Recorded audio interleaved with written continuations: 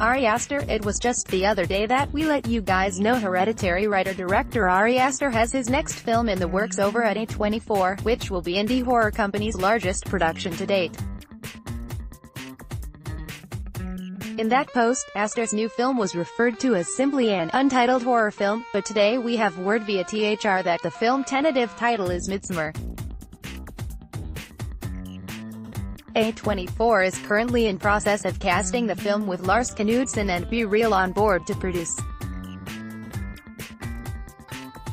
The film is expected to begin production start of late summer, early fall 2018. The plot is being kept under wraps, though it follows a young woman, already dealing with the death of her parents, who joins her boyfriend and his friends on a trip to Sweden, specifically to a remote town with unique midsummer traditions. Things go south from there. Are you excited to check out Hereditary this June? Make sure to hit us up and let us know in the comments below or on Facebook, Twitter, and/or Instagram.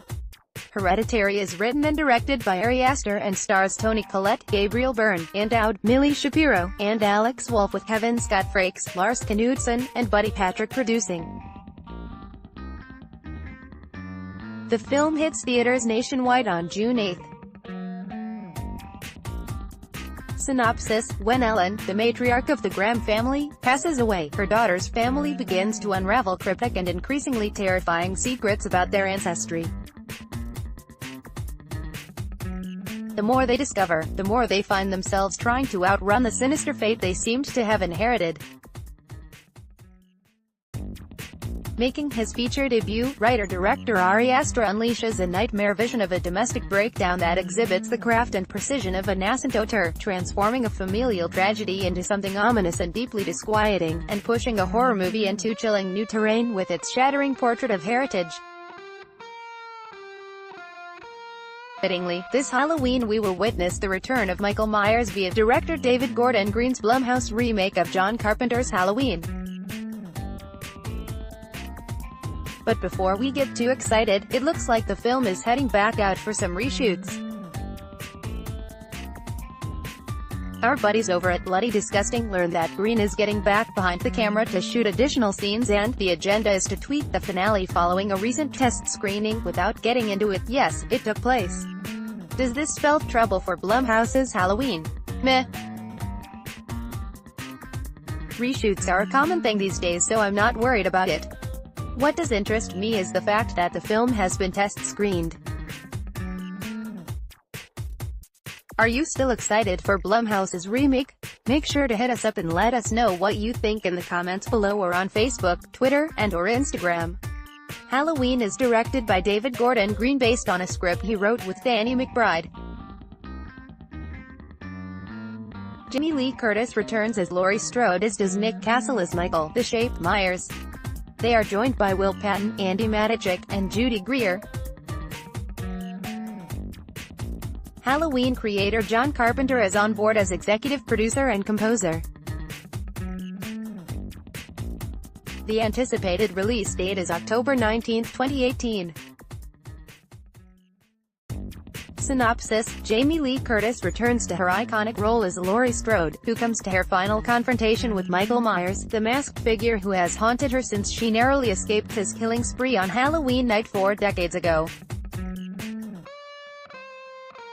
There's no mistaking the man in the baseball cap. Apparently he's switched teams. It's the man with the firepower to burn and all the hatred in the world for those damn graboids.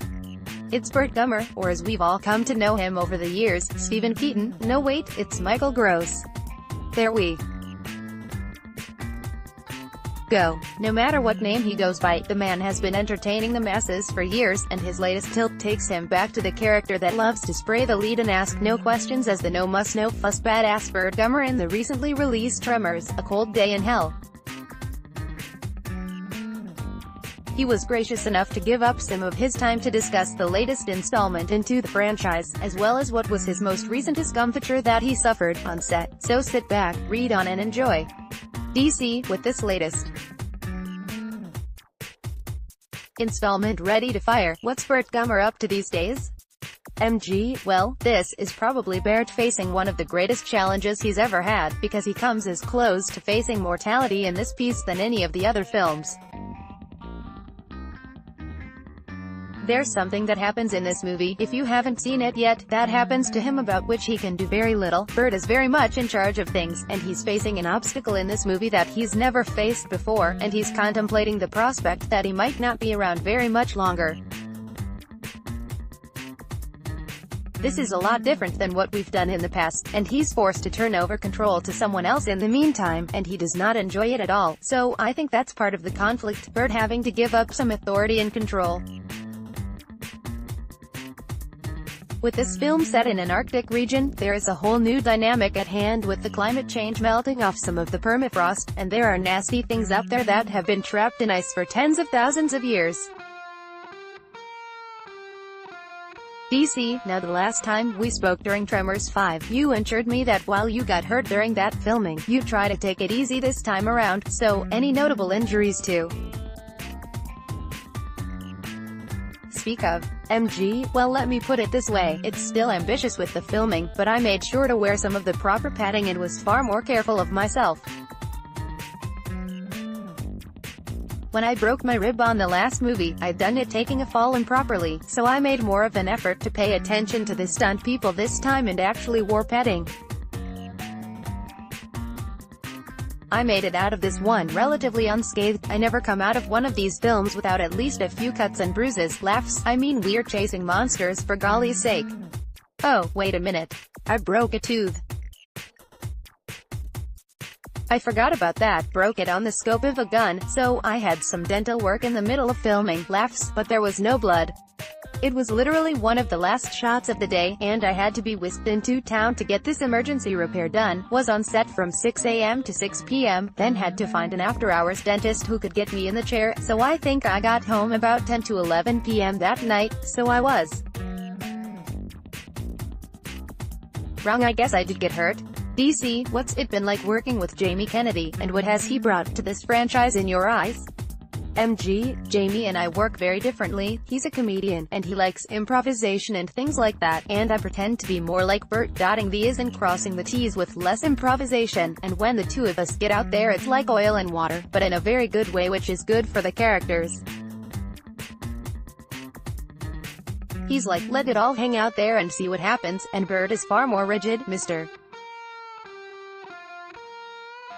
Gummer is not a relaxed sort of guy. Laughs, so I think it's not only a great addition in what he brings to his character with his talent, but we both work in very different ways and it shows on screen. It just works really well for the characters that we're trying to play. DC, back in the 80s you played the dad that millions wanted to call their own on Family Ties, and over the course of your career you've played a multitude of characters and personas. Is there one still out there that has escaped you that you'd love to get your hands on? MG, to be honest with you, I can think of very few. I've played sons of bitches, I've played loving sobs, and I've played very good guys, but I really can't think of something.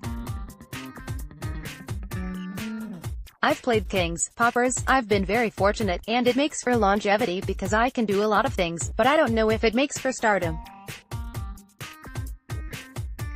I'm a character actor, and I don't want to be just Michael Gross out there, but it does make for a great deal of longevity.